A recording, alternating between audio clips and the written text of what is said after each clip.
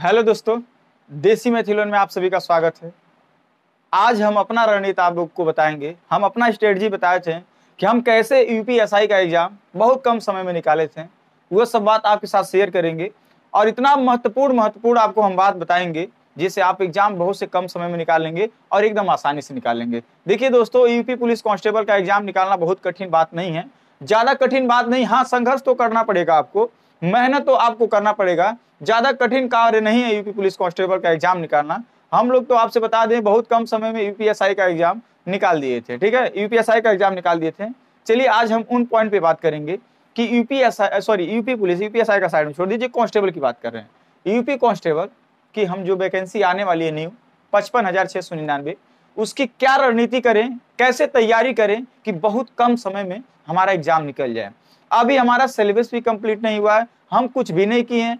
क्या अब से अगर हम करें तो मेरा तैयारी हो सकता है और हम एग्जाम निकाल सकते हैं। इन पॉइंट पे हम आपसे बात करेंगे। मान लीजिएगा, वीडियो के एंड तक बने रहिएगा। चाहे सब्सक्राइब करिएगा, अच्छा ना करिएगा, अगर आपको पसंद आएगा तभी करिएगा, कोई बात नहीं है। पर आप मान लीजिए ये वीडियो आपके लिए अति महत्वपूर्ण होने वाली है। जान लीजिए ये वीडियो आपके लिए अति महत्वपूर्ण होने वाली है। आप वीडियो के एंड तक बने रहिएगा। आपको इतनी अच्छी बात बताएंगे, हम एक एक अच्छी बात बताएंगे कि आपका एग्जाम आराम से निकल जाएगा। ठीक है, आपका एग्जाम क्या हो जाएगा, आराम से निकल जाएगा। चलिए हम पहले आपको सलाह देते हैं कि अगर यूपी पुलिस का अगर एग्जाम आपको निकालना है तो सबसे पहला काम क्या करिएगा आप लोग। देखिए, पहला काम आप ये करिएगा कि बहुत अच्छे तरह से डॉक्यूमेंट जो भी होगा आप रख लीजिएगा। जो भी वैकेंसी अगर आपसे बोर्ड डॉक्यूमेंट्स मांगेगा, जो भी डॉक्यूमेंट्स मांगेगा, सब ओरिजिनल होना चाहिए और एकदम हाई स्कूल के आधार पे क्या होना चाहिए, मैच होना चाहिए। यानी हम उन पॉइंट पे बात करेंगे कि फॉर्म अच्छे से भरना, ठीक है, सब कुछ ओरिजिनल डॉक्यूमेंट रखना। मतलब आप समझ रहे हैं, हम ही कहना चाहते हैं। अच्छा ये बताइए, आप पढ़े लिखे बहुत अच्छे हैं, आप एग्जाम भी निकाल लेंगे। अभी मान लीजिए कोई कागजी डॉक्यूमेंट में आपका गलती पाया जाए और उसके वजह से आप बाहर कर दिए जाए, तो आप बताइए आपको कैसा लगेगा। यानी सारी मेहनत आपकी बर्बाद हो जाएगी कि नहीं हो जाएगी। इसीलिए हम आपको एक पहला सलाह देते हैं ना। सबसे पहला सवाल मेरा रहेगा ना, आपको पहला सलाह ये रहेगा कि सर आप लोग पता क्या करिएगा कि जितना भी कागज रहेगा, डॉक्यूमेंट रहेगा ना, सब ओरिजिनल और आराम से रखे रहिएगा और फॉर्म अच्छे तरह से भरवाइएगा। कहीं भी भराइएगा, किसी भी साइबर के दुकान पे आप भराइएगा तो आप फॉर्म अच्छे से भरवाइएगा और रह के भरवाइएगा। ऐसा ना हो दुकानदार गलती कर दें, आपके नाम को भरने में गलती कर दें, आपके नाम के आगे स्पेस लगा के कुछ लगा दे, टाइटल कुछ भी लगा दें। ये सब आप बहुत गौर से देखिएगा कि कहीं ना कहीं साइबर वाला आपके फॉर्म भरते समय कोई गलती ना कर दे। ये सबसे अति महत्वपूर्ण काम है। बहुत सारे लोग फॉर्म दे देते हैं साइबर पे और घर चले आते हैं और पता चलता है ना कि आपका फॉर्म जो भरा गया है वो गलत भरा गया है, जो आपका फॉर्म भरा गया है वो बिल्कुल गलत भर दिया गया है। तो बताइए अब क्या करेंगे आप जब यूपी पुलिस का एडमिट कार्ड आ जाएगा एग्जाम के लिए? कुछ कर पाएंगे? आप ज्यादा से ज्यादा साइबर वाले को बोलेंगे, ज्यादा से ज्यादा साइबर वाले को जाके 2-4 झापड़ मार देंगे। हाँ, इससे ज्यादा क्या करेंगे? पर आपकी करियर की बात होगी ना वहां पे, तो आप तो कुछ है उसके बाद कर नहीं सकते हैं, ज्यादा से ज्यादा अपना गुस्सा पी के रह जाएंगे। इसीलिए हम आपको बता दे रहे हैं, पहले अपना काम करिएगा ना दोस्तों कि आप फॉर्म को अच्छे तरह से भरिएगा और अपने रह के भरिएगा, कोई दिक्कत ना हो फॉर्म भरने में। और जो भी डॉक्यूमेंट रखिएगा ओरिजिनल रखिएगा, जो भी डॉक्यूमेंट रखिएगा ओरिजिनल रखिएगा। अब जितने भी डॉक्यूमेंट आपके पास रहेगा, मतलब जितने भी आईडी, जो भी आईडी, आधार कार्ड मांगेगा, निवास प्रमाण पत्र मांगेगा, कुछ कैटेगरी का जात निवास प्रमाण पत्र मांगता है, ये सब मांगता है। जो भी आईडी और प्रूफ होना चाहिए वो सब हाई स्कूल के एड्रेस या मैच के नाम से होना चाहिए, यानी हाई स्कूल के आधारित होना चाहिए। डेट ऑफ बर्थ भी हाई स्कूल के आधारित होना चाहिए। यानी जो भी आपका आईडी और प्रूफ होना चाहिए सब हाई स्कूल के आधार पर होना चाहिए। अब सवाल आप लोग का ही होगा कि सर मेरा तो नाम में, आधार कार्ड में नाम गलती है, तो कोई दिक्कत नहीं। अगर आपके नाम में गलती होगा, आधार कार्ड में अगर हाई स्कूल में मान लीजिए कुछ और नाम है और आधार कार्ड में कुछ और नाम है तो कोई दिक्कत नहीं है, आप भर दीजिएगा फॉर्म। ऐसा नहीं कि आपका फॉर्म नहीं भरा जाएगा, आपका फॉर्म भरा जाएगा। पर एग्जाम देते समय आप लोग को आधार कार्ड की आवश्यकता ज्यादा नहीं पड़ेगी। आप हाई स्कूल की ओरिजिनल मार्कशीट लेके जाएंगे जिसमें डेट ऑफ बर्थ होता है, तभी आप एग्जाम दे पाएंगे, नहीं तो आप नहीं दे पाएंगे। ये बात मान लीजिएगा, ये बहुत बड़ी इंपॉर्टेंट टॉपिक है। ठीक है, यानी अगर कुछ नाम में गलती पाया भी जाता है तो आप क्या करिएगा, एग्जाम के भी बात कर रहे हैं, अभी डॉक्यूमेंट वेरिफिकेशन की बात नहीं कर रहे हैं हम आपको, डॉक्यूमेंट वेरिफिकेशन की बात नहीं कर रहे हैं। आप एग्जाम देने जाइएगा तो वहां पे अपना ओरिजिनल हाई स्कूल का मार्कशीट लेके जाइएगा। और रही बात डॉक्यूमेंट वेरिफिकेशन में, अगर नाम में अगर गलती भी होता है तो आप अपने नजदीकी कचहरी से, जो भी कचहरी आपका रहता है वहां पे एक नोटरी बनवा दिया जाता है, एक नोटरी बनवा दिया जाता है कि मेरा फला फला में जो है मेरा नाम गलत है, मतलब मेरा आधार कार्ड में मेरा नाम गलती से मिस्टेक हो गया है, हम इसको सुधरवा लेंगे। तो आप जब उसको लेके जाएंगे डॉक्यूमेंट वेरिफिकेशन के लिए, तो आपको अधिकारी बाहर नहीं करेगा, आपको अधिकारी बाहर नहीं करेगा। ये बात अपने पॉइंट में आप याद कर लीजिएगा, बहुत मोस्ट इंपॉर्टेंट। हम एक जो भी बता रहे हैं ना, बात मान लीजिएगा, वीडियो के अंत तक बने रहेगा, 100% कह रहे हैं, आप जो भी सुनेंगे अच्छे ही सुनेंगे, ये जान लीजिएगा, ठीक है। अब दूसरा मेरा पॉइंट रहेगा, अब इस सब हो जाने के बाद, इतना मतलब फॉर्म भरने की प्रक्रिया कंप्लीट हो जाने के बाद आप अपने सेहत पे ज्यादा ध्यान दीजिएगा, ताकि आप दौड़ भी लें, एग्जाम भी निकाल लें और अच्छे से पढ़ भी लें। इतना जरूर ख्याल करिएगा। इतना ख्याल करने के बाद अब हम अगले पॉइंट पे बात करते हैं। अगला मेरा पॉइंट रहेगा ना कि सिलेबस क्या है, जो वैकेंसी आएगी उत्तर प्रदेश पुलिस, और नहीं आई फिर भी पुराना सिलेबस आप डाउनलोड कर लीजिएगा, ठीक है, पुराना सिलेबस डाउनलोड कर लीजिएगा और उसके अकॉर्डिंग आप पढ़िएगा, ठीक है। यानी सबसे पहला आपका काम होना चाहिए ना, सिलेबस को डाउनलोड कर लेना, और सिलेबस को डाउनलोड करने के बाद आप जहां पे पढ़ते हैं, आप जहां पे पढ़ते हैं, कहीं भी पढ़ते हो, एक जगह उसे रखने का रख दीजिएगा, जहां आपको सोते समय, बैठते समय और बैठ के पढ़ते समय या सो के पढ़ते समय वो सिलेबस आपको दिखाई दे। और सिलेबस आप भले से 4 से 5 दिन लगे, पहला काम ये जरूर कर लीजिएगा, आप सिलेबस को अच्छे तरह से समझ लीजिएगा। सिलेबस को अच्छे तरह से समझने के बाद अपने कॉपी में नोट कर लीजिएगा और एक चार्ट बना लीजिएगा, उस पे आगे कहीं आप उसे रख दीजिएगा, ताकि आपको हमेशा दिखाई दे, आपको हमेशा दिखाई दे। इसके बाद आप ये सब करने के बाद आप एक और काम करिएगा, आप एग्जाम, अगर आप मोबाइल चलाते हैं, अगर स्मार्टफोन चलाते हैं, मतलब जो भी, अगर आपके पास एंड्रॉइड मोबाइल है जिसमें यूट्यूब चलता है, जिसमें यूट्यूब चलता हो, वो मोबाइल उठाइएगा। उसके बाद आप पता क्या करिएगा, और गूगल पे जाइएगा और पैसा ले लीजिएगा, जो भी, अगर आपके पास कैश होगा तो कैश लेके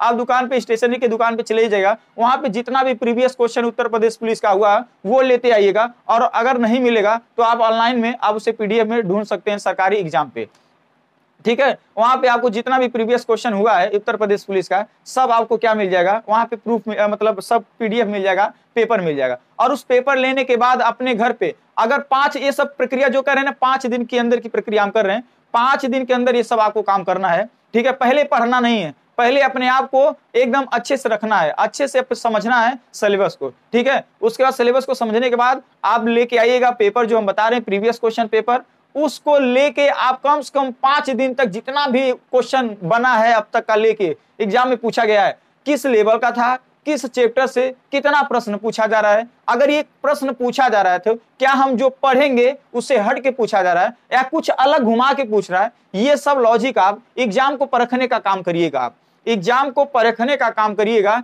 कि एग्जामिनर हमें कैसे क्वेश्चन दे सकता है, अब इसमें किस लेवल का क्वेश्चन आया था प्रीवियस क्वेश्चन में, अब कौन सा लेवल हो सकता है इसके बाद, ये आप इसका अंदाजा जरूर लगाइएगा। आप इसका अंदाजा लगाने के बाद अगला काम करिएगा ना, ये सब काम करने के बाद जो भी सिलेबस आप होगा उसको क्या कर लीजिएगा, नोट कर लीजिएगा। अब देखिए, अब अगला पॉइंट क्या करना है आपको कि सिलेबस 50% कंप्लीट होने के बाद, सिलेबस 50% कंप्लीट होने के बाद आप एक काम, अभी देखिए सिलेबस कैसे कंप्लीट होगा, कौन से बुक से पढ़ेंगे, आप कैसे तैयारी करेंगे कि सिलेबस जल्दी से कवर हो जाएगा। ये बात मान लीजिए, जितना रणनीति बता रहे हैं एकदम मोस्ट इंपॉर्टेंट रणनीति बता रहे हैं, आपके जीवन में, आपके एग्जाम में बहुत काम आएगा, जान लीजिएगा बहुत काम आएगा। तो हम क्या बता रहे हैं, इसके बाद जब 50% आपका सिलेबस कंप्लीट हो जाए, कैसे कंप्लीट होगा बताएंगे हम, ठीक है। 50% सिलेबस कंप्लीट हो जाए, उसके बाद आप ऑनलाइन टेस्ट देना चालू कर दीजिएगा। टेस्ट ऑनलाइन भी हो चाहे ऑफलाइन भी हो, पर जो भी हो ईमानदारी से हो। ऐसा नहीं है कि टेस्ट देने बैठ रहे हैं, मोबाइल का उपयोग कर लें, कैलकुलेशन का उपयोग कर लें, गूगल सर्च कर लें, ऐसा कोई बात नहीं है। अगर आपको 1 नंबर आएगा एग्जाम में पहले एक टेस्ट में, तो आप 1 नंबर पाके बहुत खुश रहिएगा। नहीं तो हम पिछले वीडियो में भी बताए थे, टेस्ट दोस्तों बहुत अच्छा भी है और बहुत बुरा भी है। टेस्ट अपने जगह पे अच्छा है, आप लोग बुरा सोच के उसे बुरा बना देते हैं। बुरा सोचना, बुरा समझना मतलब क्या होता है, मतलब अभी मान लीजिए आपका टेस्ट में ज्यादा नंबर आ रहा है, अचानक आपका टेस्ट में कम नंबर आ जाएगा, तो आप डिमोटिवेट हो जाते हैं। आप डिमोटिवेट हो जाते हैं कि अब लगता है मुझसे ना हो पाएगा, अब लगता है मुझसे ना हो पाएगा। ये सारी बातें आपके दिमाग में दौड़ता है, तो आपका पढ़ाई जो होता है ना, जो मन होता है ना, आपसे पढ़ाई से थोड़ा थोड़ा हटने लगता है, ठीक है। हम जब भी बताते हैं आप टेस्ट दीजिए, ये ना समझ के दीजिए कि हमें बहुत ज्यादा नंबर है। देखिए टेस्ट इसलिए नहीं होता है कि आपका नंबर पता चले, आपका स्कोर पता चले, ये सब के लिए होता भी है, पर सबसे महत्वपूर्ण काम है टेस्ट देना, इसलिए ताकि मेरा कितना नंबर आ रहा है, मेरा कितना छूट रहा है, अगर कहां से छूट रहा है उस चीज को आप ढूंढ के कवर करिए। जो चैप्टर से मेरा क्वेश्चन बार बार छूट जा रहा है, आप इतना पढ़िए कि दोबारा चैप्टर से क्वेश्चन ना छूटे। इस प्रकार टेस्ट दिया जाता है। जब हम बोले ना 50% आपका सिलेबस कंप्लीट हो जाए, 50% सिलेबस कंप्लीट होने के बाद आप ऑनलाइन टेस्ट देना या ऑफलाइन टेस्ट देना चालू कर दीजिएगा। अब बताएं, टेस्ट दीजिएगा ये ना समझ के दीजिएगा कि मतलब मुझे ज्यादा नंबर आ जाएगा। आप समय से पहले टेस्ट को कंप्लीट करिएगा। अगर आपको समय 2 घंटा दिया जाएगा तो आप मान के चलिएगा 10 मिनट पहले टेस्ट को कंप्लीट करने की कोशिश करिएगा हमेशा। कभी अगर ऑफलाइन देते हैं आप तो ये मत सोचिएगा 2 घंटा हो गया, 2 घंटा 20 मिनट ले लें, 2 घंटा 30 मिनट ले लें। ऐसा काम कभी नहीं करिएगा। अपने आप से ही काम कर लेंगे, एग्जाम में आप नहीं कर पाएंगे, क्योंकि एग्जाम में आपके मर्जी से काम नहीं चलता है, बोर्ड के मर्जी से काम चलता है। इसीलिए आप भी ना एग्जाम की तरह घर पे भी वो काम आप सोच सकते हैं। आप जब भी टेस्ट दीजिएगा गूगल का और किसी से सहारा लेके या किसी से पूछ के कभी ऐसा काम नहीं करिएगा।